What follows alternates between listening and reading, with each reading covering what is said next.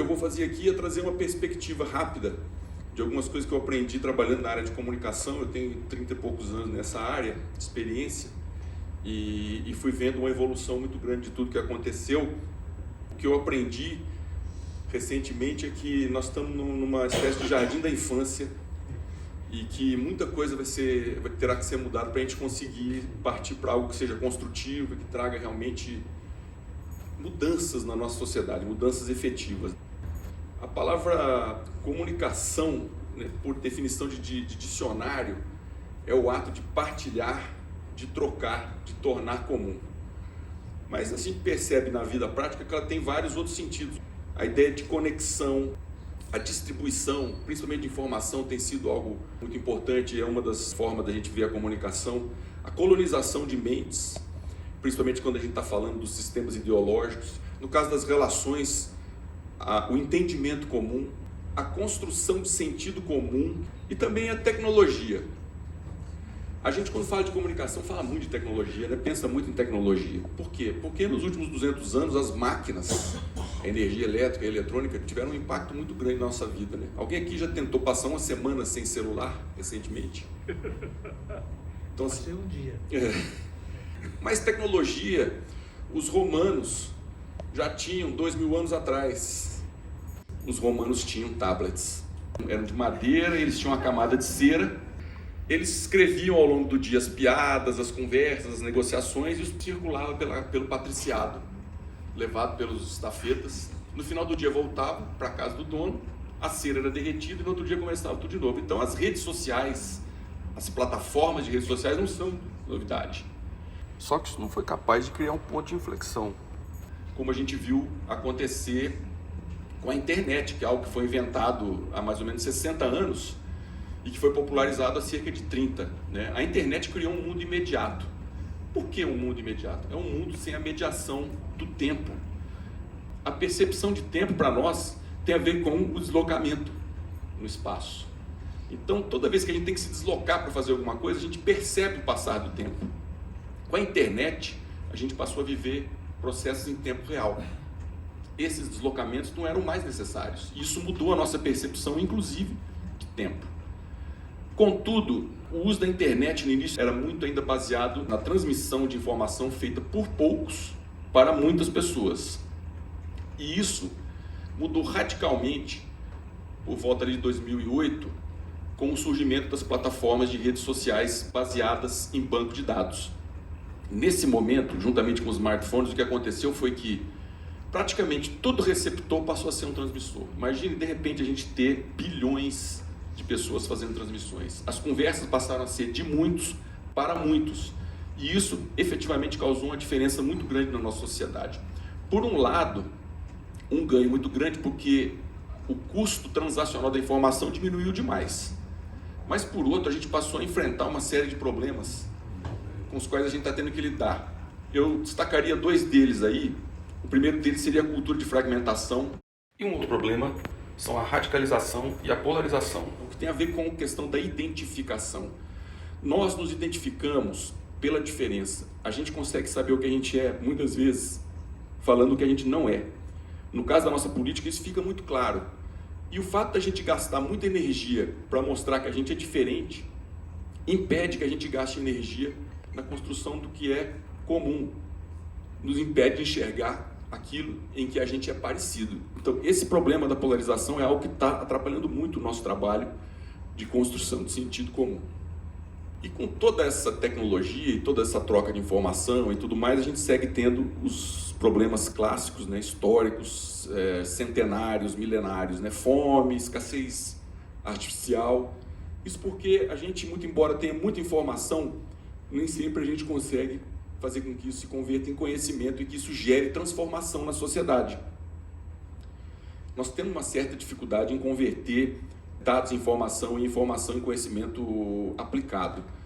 Um dado muito interessante que eu descobri recentemente é que a gente consome, em média, cada pessoa, cerca de 30 gigabytes de informação por dia. A gente processa esse tanto de informação. Contudo, em 24 horas, a gente já perdeu 70% dessa informação a qual a gente foi submetido, né? Ou seja, a gente processa menos de 1/3 daquilo que a gente recebe de informação. Ou seja, se a gente não consegue ter conhecimento, não consegue ter aprendizagem, a gente como sistema vai ter muita dificuldade em se adaptar, e sem se adaptar a gente tem dificuldade em sobreviver, inclusive como espécie, né? Então nós temos realmente um problema sério, porque nós estamos obtendo muita informação, mas estamos perdendo e não estamos conseguindo transformar muitas vezes isso aí em mudança social. Por quê? Porque é uma troca de informações muito fragmentada que não tem um propósito comum. Como nós estamos brigando muito nesse espaço da internet, nós não estamos trabalhando nesses propósitos comuns que nos ajudariam a construir um sentido comum e, eventualmente, colocar energia onde a gente precisaria, que seria ver quais são os não negociáveis para todos nós. O que é não negociável? Em cima de que nós podemos fazer pactos e gerar projetos conjuntos de transformação? Eu acho que aí está a chave, é ver quais são esses não negociáveis que todos nós podemos dizer que são comuns. Nós podemos construir um sentido comum em torno disso. Porque nós estamos sofrendo uma pressão cognitiva muito grande, não é à toa que nós estamos tendo muita ansiedade e depressão, né? Mas essa pressão cognitiva não está se transformando, não está se convertendo em transformação para a sociedade. Isso gera muita frustração, porque não tem um fechamento dessas gestaltes aí. Então o que nos falta, na verdade, é trabalhar com esses propósitos comuns. É muito difícil trabalhar propósitos comuns quando a gente vive numa sociedade em que a nossa comunicação é predominantemente voltada para a venda. Está calcado em verticalização, em uma assimetria de poder e nessa lógica que eu chamo de colonização de mentes. Nós estamos pegando o nosso esforço para criar exércitos de ideias e colonizar a mente das outras pessoas. Nós não estamos conversando com essas outras pessoas para ver o que a gente tem em comum e que a gente pode construir conjuntamente, porque aí elas se sentiriam parte e participariam ao invés de ignorar ou sabotar. Está aí muito um problema que a gente tem com a juventude. Eu tenho dificuldade às vezes de conversar com as minhas filhas, que estão na faixa dos 20 e poucos, mesmo com o meu filho, sem ser pai, sem vir de cima, né? Usando aquela anisotropia, que é uma distorção na forma como a energia flui, né? A gente está sempre vindo de cima para baixo. Isso vem desde lá dos sumérios, né? Por isso que eu coloquei um zigurate ali na imagem.